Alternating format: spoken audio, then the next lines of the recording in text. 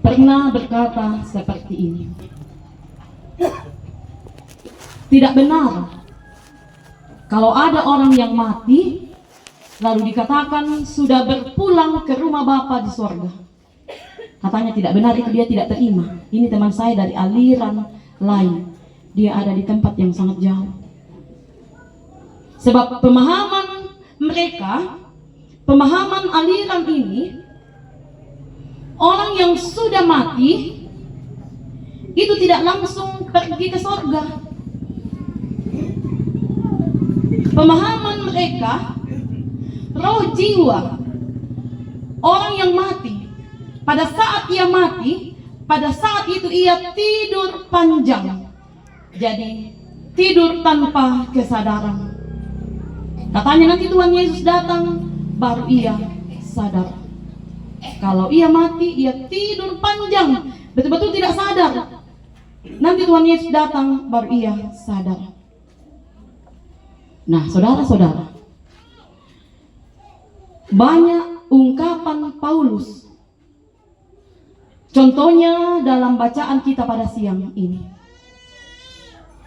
di mana Paulus sangat meyakini bahwa begitu dia mati, dia akan pergi ke surga. Mungkin juga kita masih ingat ucapan Tuhan Yesus pada saat ia disalib. Ada dua penjahat di sampingnya. Salah satu penjahat mengatakan, pada saat engkau datang menjadi raja, ingatlah aku. Tuhan Yesus mengatakan kepadanya, sesungguhnya pada hari ini juga engkau bersama-sama dengan aku di dalam Firdaus. Firdaus itu artinya surga. Begitu orang percaya mati, didengarkan ini, begitu orang percaya mati. Jadi bukan semua orang, bukan. Begitu orang percaya mati, dia akan pergi ke surga, ke rumah Bapa. Memang tubuh masih di kuburan, tapi roh jiwa menuju ke surga pada saat ia mati. Sekali lagi saya ulangi, begitu orang percaya mati. Jadi tidak semua orang pada saat ia mati, tubuhnya, roh jiwa menuju ke surga. Memang tubuh masih di kuburan. Lalu bagaimana dengan mereka yang tidak percaya? Ya sudah pasti roh jiwanya pasti menuju ke neraka. Paulus sangat-sangat meyakini kalau kematian orang-orang yang hidupnya berkenan kepada Tuhan, kematian bagi mereka adalah suatu keuntungan. Orang yang hidup berkenan kepada Tuhan, maka kematiannya adalah suatu keuntungan. Di dalam bacaan ini, Paulus memakai istilah kemah di bumi. Ini menunjuk kepada tubuh kita secara jasmani saat kita hidup di bumi hanya sementara, saudara-saudara. Bagaimanapun kuatnya kita, bagaimanapun pintar hebatnya kita, bagaimanapun banyaknya uang kita, tidak bisa selamanya kita hidup di dunia. Saya sudah pernah menyaksikan ada satu bapak yang sangat kaya waktu saya berkunjung ke Ambon. Saya berkunjung di jemaat Kuda Mati. Ini jemaat yang paling Texas di GPM, Gereja Protestan Maluku. Ada orang kaya di sana. Dia punya uang. Ada satu pulau di sana yang dia miliki, dia beli. Dan dia selalu bertanya-tanya, tidak pernah tenang. Bagaimana dengan uangku ini saya bisa membeli hidup? Akhirnya dari pelayanan hamba-hamba Tuhan di jemaatnya di Kuda Mati, dia bisa mengetahui bahwa tidak selamanya uangnya tidak menjamin dia akan selamanya ada di dunia.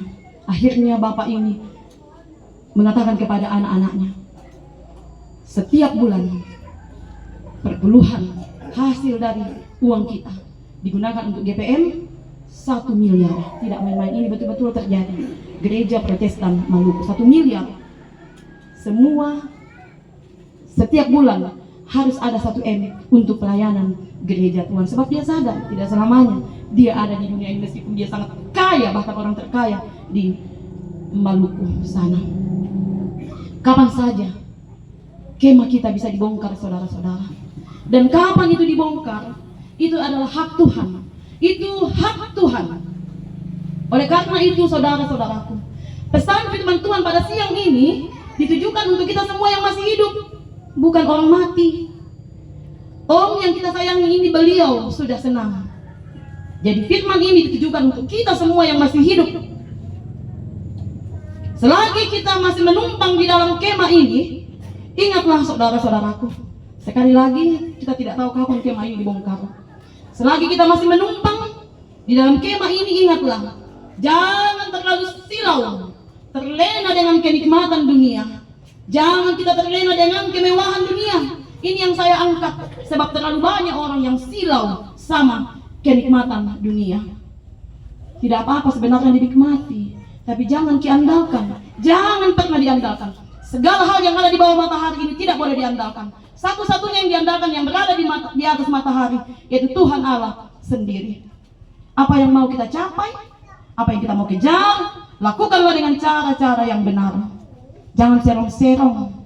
Jangan serong-serong. Isi hidup dengan hal-hal yang baik. Kalau menghadapi pergumulan, bersandarlah hanya kepada Tuhan. Ingat, kapan kemah ini dibongkar, tidak ada satupun kita yang tahu.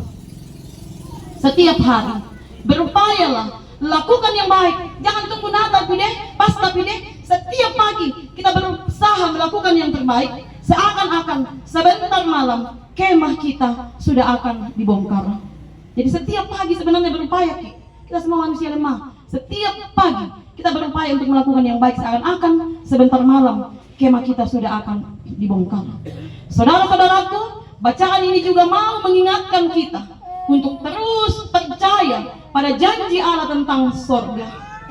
Sorga benar ada, saudara-saudara, untuk orang-orang yang hidupnya berkenan kepada Tuhan. Sekali lagi, hidup yang tidak berkenan kepada Tuhan, maaflah, neraka bagiannya. Sorga itu benar ada untuk orang-orang yang hidupnya berkenan kepada Tuhan. Memang kita belum melihat, atau adakah yang sudah pernah melihat? Memang kita belum pernah melihat, tapi jangan bimbang. Jangan sekali-kali bimbang, harus percaya. Satu hal juga yang penting kita pahami dengan baik saat ini, kematian bukan hal yang menakutkan. Sekali lagi, jika kita hidup berkenan kepada Tuhan, hidup kita berkenan kepada Tuhan, maka kematian adalah suatu keuntungan. Suatu keuntungan. Memang bagi mereka yang hidup jauh dari Tuhan, maka kematian adalah malapetaka besar. Sekali lagi, kalau hidup kita berkenan kepada Tuhan, kematian bukan hal yang menakutkan, sebab kematian itu adalah suatu keuntungan, membawa kita untuk hidup kekal bersama dengan Bapa kita di surga. Dari cerita hidup Om melalui riwayat hidupnya tadi dibacakan oleh cucu, kita semua dengar, kita percaya, saya percaya kalau saat ini beliau sudah bahagia di surga, di rumah Bapa. Selamat jalan Om yang baik. Teladan kami bukan hanya di Jemaat Rantilakang, tapi kita semua sampai ketemu lagi di rumah Bapa di surga. Cepat atau lambat kami semua akan ke sana. Bukan Om yang akan kembali, tapi kita yang akan mengikutnya ke sana. Oleh karena itu, saudara-saudaraku, setialah sampai engkau menutup mata. Setia meskipun banyak pergumulan, setialah mengikut Tuhan. Demikian firman pada siang ini. Terpuji nama Tuhan untuk selama-lamanya. Amin.